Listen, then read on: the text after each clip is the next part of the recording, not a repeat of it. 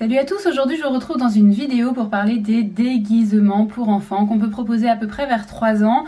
C'est vrai que c'est important de leur mettre ça à disposition, je vais vous expliquer pourquoi, mais déjà qu'est-ce qu'on peut mettre à leur disposition. Vous avez parfois des panoplies, Spider-Man, la Reine des Neiges, il n'y a pas de souci de ce côté-là, on les trouve dans les magasins. Si vous n'avez pas envie d'acheter ça, vous mettez dans une petite boîte à disposition de l'enfant parce que le but c'est que ce soit l'enfant qui s'approprie ces choses-là, pas vous qui le déguisiez, c'est pas du tout le même processus.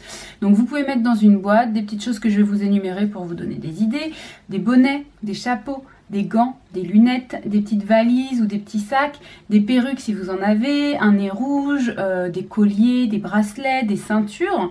Vous pouvez aussi laisser des accessoires qui font penser à un métier, donc un arrosoir, un petit marteau, un petit stéthoscope de médecin, une épée, un arc, des blouses, diverses blouses, ça peut être aussi des tenues de jardinier, des bottes, par exemple bottes de cow-boy, donc qui inspirent un petit peu un univers, ou alors même vos vieux téléphones, voilà, si vous avez des trucs qui sont pas trop craignos, qui risquent pas d'être trop fragiles, qui sont pas avec des écrans cassés, de bouts de verre qui se décrochent par exemple, vous pouvez les laisser et comme ça votre enfant s'imaginera des petits scénarios avec ça.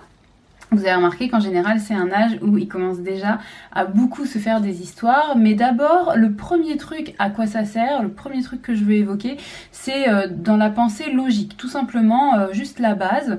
En fait, c'est des expériences que vos enfants vont pouvoir faire avec tous ces objets qui sont importantes d'un point de vue sensoriel parce qu'en fait, je vous ai dit il n'y a pas très longtemps que c'était en général un âge où c'était assez sensible au niveau de l'habillage. On commençait à avoir envie de se tourner vers ça. Alors déjà, d'un point de vue sensoriel, le fait de porter des choses un petit peu variables, par exemple quand on a des lunettes, on se comporte peut-être pas pareil que quand on n'en a pas, quand on a un chapeau c'est pareil, donc d'un point de vue sensoriel ça peut changer des choses, donc c'est des expériences intéressantes à vivre.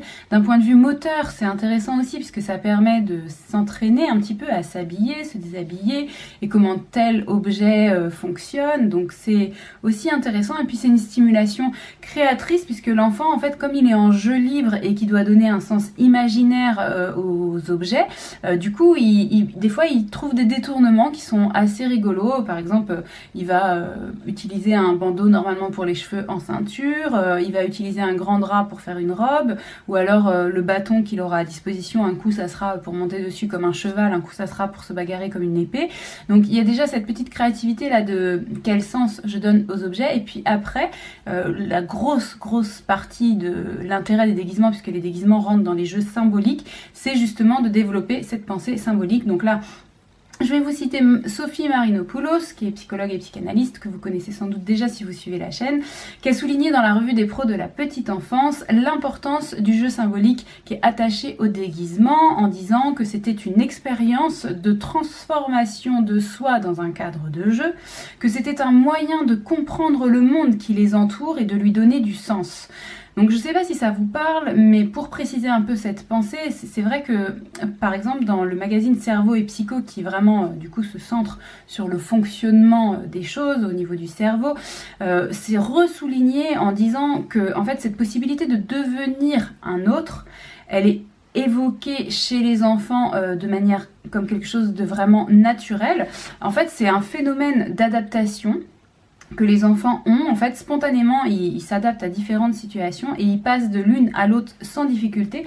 Et en fait, ça peut être comparé à des éléments de personnalité multiples, sauf que chez les enfants, c'est tout à fait normal, c'est pas pathologique. Chez des adultes, des personnalités multiples, ça peut être problématique, mais chez les enfants, c'est tout à fait normal. En fait, ils ont naturellement une personnalité qui est dite dissociée, et du coup, ça leur permet d'être, et non pas de faire semblant d'être, acteurs dans différents rôles. Et en fait, au contraire d'être quelque chose dans lequel l'enfant va s'enfermer, l'enfant va se cacher, c'est au contraire un moyen d'expression qui va permettre à l'enfant d'aller explorer en fait différentes choses en lui, différentes facettes de son caractère, donc ça va lui permettre aussi de éventuellement aller chercher des choses dans sa personnalité qu'il n'a pas forcément l'occasion d'exprimer au quotidien. Donc en fait c'est un réel moyen d'expression, donc c'est l'occasion aussi des fois pour les plus petits de découvrir des caractéristiques chez eux qu'ils n'avaient pas soupçonnées, ou alors de servir un peu d'exutoire. Ça peut être une soupape émotionnelle parce que voilà, en tant que tel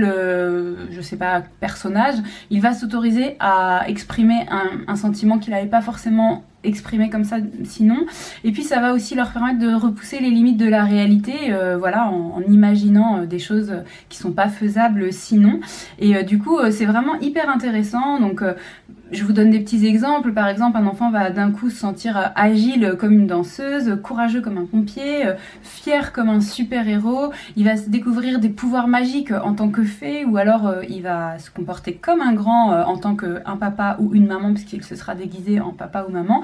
Et puis, il y a aussi vraiment une façon que les enfants utilisent souvent pour exprimer, enfin en tout cas, aller au-delà de leur peur, c'est de se déguiser en monstre. Mais encore une fois, et j'en reviens au tout début de la vidéo, il faut vraiment que ce soit quelque chose qui émanent d'un désir qui leur est propre. C'est pas vous qui devez les déguiser en quelque chose, sinon ça n'exprimera pas quelque chose qu'ils ont besoin d'exprimer. Et donc il faut vraiment que ce soit eux qui soient acteurs du début à la fin, et d'où l'intérêt en fait de leur laisser à disposition des choses pour qu'ils puissent se les approprier. Voilà, j'espère que vous avez bien tout suivi, j'espère que vous avez aimé. Si c'est le cas, vous n'oubliez pas de me laisser le petit pouce j'aime comme d'habitude.